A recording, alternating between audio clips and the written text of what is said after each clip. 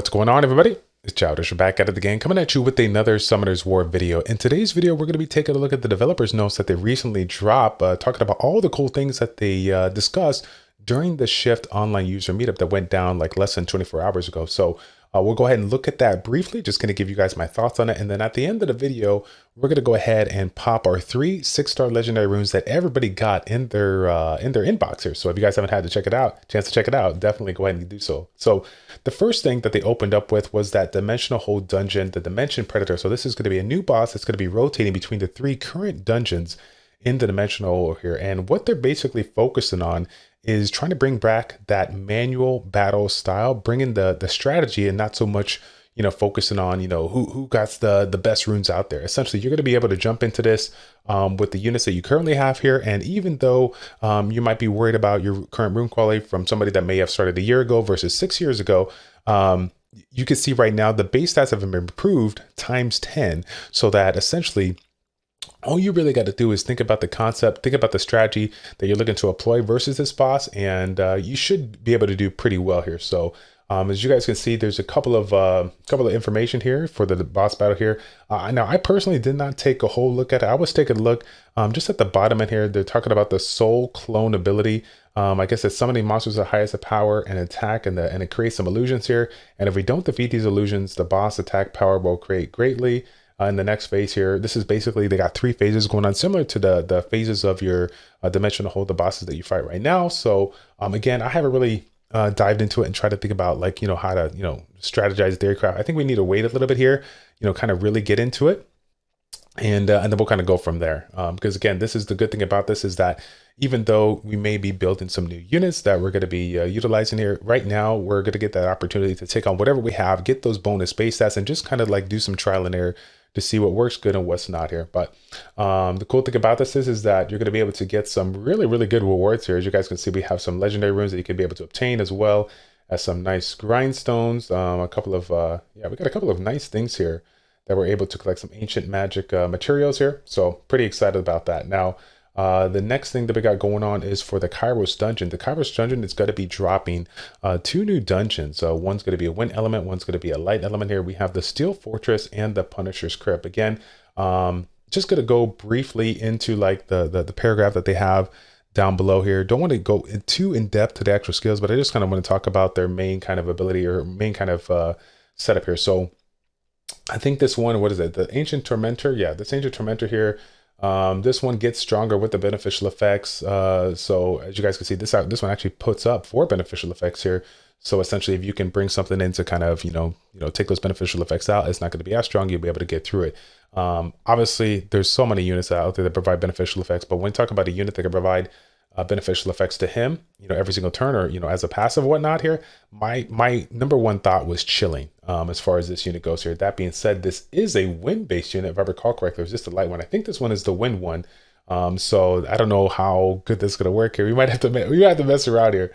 We might have to mess around with that one, but let me know if you guys have any ideas on that. Again, I'm just brainstorming, like looked at this, first impressions, like, oh, stripper. Okay, let's go chili, right? Because that's one of the ones that were more consistent to me when I was first using it here. So the next one that we got going on here, Punisher's Crypt. Now, the other one's really, really based on like, tankiness and bringing in the beneficial effects. This one here is all about speed, all about attack bar manipulation. It's going to decrease the attack bar. It's going to absorb the attack bar. And it's going to have a crazy amount of speed here, more speed than we've ever seen in any kind of dungeon boss here. So the interesting thing about this is that it actually gets a little bit of a benefit if you try to decrease its attack bar, because as you guys can see, and when you think about any kind of boss, right, that has a certain amount of speed here, if you can do anything to slow it down by slowing it or reducing your attack bars, I mean, that's the way to go. So you can just turn cycle even more. But this one here is not going to allow you to do it. So we got to basically, if you don't have Leo, we got to figure out a way to get this done here. So I'm pretty excited about it. Well, like I said, we'll mess around with that. I don't want to get too in depth to it. I don't want to make this a super long video. I just wanted to let you guys know what's going on. All right, just my quick thoughts about it here. So new equipments, the artifact. This is the big thing that they're going to be dropping here for this upcoming update here. And I want to address the elephant in the room right now, because I know what you guys are thinking. There's probably a lot of people like, oh man, look at this, man. Comptos, they just copied Epic 7 from top to bottom here. They're like, now we're going to do what they're doing and just, just incorporate it into the game. Now, a couple of things that I want to mention. First off, okay, when it comes to new content, when we think about like implementing something that a competitor does, if we were to say one specific thing was pulled from this game or pulled from that game and that's it, like it shouldn't be able to use, that's crazy, because all these companies out there, they all, keep a quick eye on their competitor. They kind of see what they're doing here, and they're like, okay, you know what, I like what they're doing, how can we make it better? I like what this guy's doing, how can we make that better? They literally evolve. The evolution of the game sometimes stems not only from the things that they make within their development team, but also, from what they see out there, the successes and failures from other companies here. So the fact that they are, looking into artifacts or bringing in artifacts into the game, I'm pretty excited for one reason and one reason only, because of the fact that it creates diversity in this game. Okay, and that's the one thing I need you guys to take away from this. When we think about the game, where it's at, how long it's been going, there's only so many things we could do. And as you guys know, when it comes to PvP, we only have so many, we got so many meta comps out there. But if you could put something into the game that could create that level of diversity that would motivate somebody to build a different unit, a unit that we haven't seen before, then I'm all for it, regardless of how you decide to go about it. Okay. So I applaud them for going at it, because that they were going to get a lot of flack given the fact that Epic 7 does do artifacts here. But again, there's a lot of games out there that have done certain things over the course of the time. And like I said, if we had $100 for every single game out there over the last 6 years that pulled something from Summoners War, I mean, we'd all be rich, right? So again, I really like it. As you guys can see, 2 different artifacts. We got an attribute artifact and a type artifact here.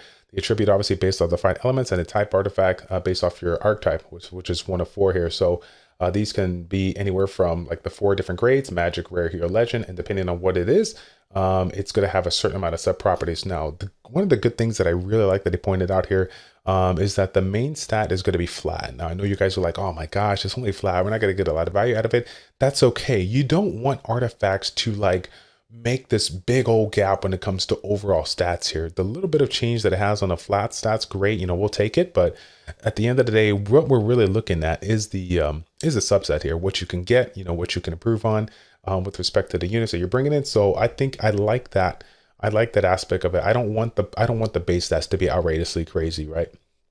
Especially the fact that we already got like I said, you can already get ancient runes with super high rolls and everything. I mean, you can just you can really get a lot of just regular base stats here, percentage based stats here on the regular runes already. So scrolling down here, as you guys can see, this is going to be a little bit of information basically based on the subtypes or the subtype of property type. So you can start to kind of get an idea of like what kind of potential combinations would be good depending on what you use. I know a lot of people made a lot of comments about units. Like I think it was like a damage dealt by counterattack, plus bonus here. We got a lot of units that have counterattacks here in this game that can get a little bit of value out of that. So a lot of units that have some kind of way of pulling units together, damage dealt by attacking together. That's going to be cool there. So again, we have a lot of units that excel in a violent setup, but you have this opportunity to put a life drain on it to make it that much more stronger, that bring in that sustain.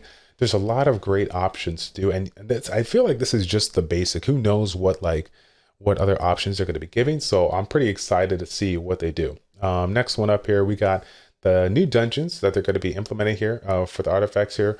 The cool thing about this is that the dungeons are basically going to be mono element dungeons, meaning like now we're going to be able to get ourselves the like for people that are coming into the game making compositions, they can literally focus on the compositions that all of us have been repping on all these videos and all these streams here, and they don't have to think about like I'm thinking about what I did back in the day, basically using a random friend to get clear some of those oddball stages, kind of climbing up to beat GB10 and whatnot here. So now GB10 is going to be all water, DB10 is going to be all fire, so it's going to be a little bit easier for the up and coming players out there, like I said, to focus on one team and go ahead and be able to clear that a little bit quicker. So I'm really excited that they did that, because that was, oh, here it is right here, Kairos nudge to prove it. Yeah, that's what they did. And I think that's going to be that's going to work really well here. Now, I didn't really mention too much on the conversion stones. Again, like conversion stones to me is like down the road. Like I'm not even thinking about conversion stones right now. Right now, I'm just thinking about everything that they're implementing here. So we'll take a look at that, once we get some of those, and what are going to be the best builds for X, Y, Z and whatnot here. But just want to give you like a brief overview again. So as you guys can see, the big thing that got changed here is not only the bonus to the 6-star legendary runes are going to be increased for that last B12 here, but also you're not going to be able to collect any 5-star runes. And let me tell you something, man. For the people out there that are coming into the game that got B10 on lock, they got a pretty decent team. Now, they may extend their time by a minute or two, whatever. Who knows how long it's going to take to clear B10 versus B12. But I'm super excited because that window, from early to mid game, just collecting, like staying into GB10, collecting those runes for months on end, like that's really gonna catapult the progression, because now they don't have to worry about collecting all those 5-star runes that they're never going to use. They're literally looking for 6-star runes like everybody else. So now even a 6-star blue rune can be beneficial if it got the right subsets here. So pretty excited for the community that are coming in late to the game. They're going to get a lot of value out of the upcoming changes here. So yeah, and then the big thing that they dropped here, this is the thing that got everybody roused up here, talking about the auto repeat battle. Now I ain't gonna lie, I think Kairos did us a little dirty here, because they basically like talked about it, but they basically said they were talking about it. And I was just like, man, dude, I was waiting for that huge announcement, because again, for those that don't know, okay, I'm just like anybody of you guys, right? We're busy people. And even though I don't want the game to be full auto here, having that, the auto times 5, auto times 10, something of the sort here, I feel like would be really, really nice. A lot of people have said, if you have auto farming, it's going to disconnect you from the game. I'm like, hey man, this game is my bloodline. Okay. I'm not going to get disconnected from the game just because of auto. Now I have a chance to collect just runes and get my laundry done at the same time. There's nothing wrong with that. Okay. But they really didn't say, like, they basically said that they've been arguing back and forth, which is good, because everybody that has been part of my community, you guys know that we, the influencers, have been, talking to them about that for years. And they'd be like, no, it's not going to happen. Not going to happen. But now with this recent update and all the PvE content that they got going on, and now the next level of farming for the artifacts, right? That's just so much more to do. So it's like, okay, well, what are we going to do here? Like, we got to consider something, and whatever we do, how do we go about it? So they're still like, they're interested in it, but they are, they haven't, obviously, made up their mind about how they want to go about doing that. So yeah, I'm pretty excited about that. Once again, guys, if you guys didn't get a chance to check out, it should be all over, like I said, social media, whatnot here. If you guys are not part of our Discord community, come on over to the Discord community. We'll have the links for all the different rewards that you got that they didn't give like right away, which I gotta give huge shout out to Comptos here. They the whole time that we were there, we had to like put in the code to get some stuff here, but they actually did that I win button. They pressed they went full god mode here, and they literally dropped the runes in game without any code there, just showing to say, hey man, like I got the power, you know what I'm saying? Like just everybody look at it, like it's almost like you I'm trying to think here. It's almost like you just won some big item. Like I'm trying to think about like Oprah, right? You get a car, you get a car, right? You get legendary. You like everybody just like open their envelope or open their game. Like, wow, like that was nuts. Like they did, whoever decided to do that, perfect, flawless. You did it. That was absolutely amazing here. So, but the funny thing about it is once I saw that, the first thing that I thought about was like, you know what? It's super late. I'm not going to make a video right after the stream. I'm just going to go ahead and save this for, tomorrow, because, you go figure, they're going to put the notes in there. And so now I can take a look at the notes, take a little time to think about what, what they talked about last night and what they have in the notes now. And then, I'll go ahead and, leave that for the end of the video here. So we're finally here. We're going to close out the video with this. We are going for the violent runes. And for those of you guys that are curious on this, and I know you're gonna have a question about this, is this did the runes get sent out to every single account that you have? Right, it did. So if you have an account right now, right, and you have an alt account on Europe, on Asia, on the Korea server, on the China server, all those got runes if it's open. So yeah, if you guys are active on that, then you're gonna get a little value out of it. Obviously, I don't have any alts there, so I don't get anything, but we're going to go violent because we always can use violent. We need RNG to beat everybody that we go up against in RTA. So let's see what we kind of get, because we got some influencers got some really, really nice runes here. I'm guessing I'm getting 2 flat runes. I don't know why, but let's see. Okay, well, you can't really, that's a flat rune, but that's, that's a 3-star rune. Can we get a slot 4, slot 6 here? Oh, yeah, that's pretty much it. You can make it up right now. Make it up right now. Give me a good rune here. Okay. I will take that rune. I will take the room. So yeah, I'm gonna have to go ahead and roll her out right now, and maybe I'll show you guys later on stream here. As far as the stream goes tonight, we should be doing a stream. I don't know if I'm gonna be doing as long of a stream because I got, like I said, I didn't get hardly any sleep at all last night, and I got my kiddo today, so just hanging out with him. But yeah, let me know what your guys' thought process is on everything that's going on here. If you take a look at the bosses, what are you thinking right now as far as strategy units that you want to build?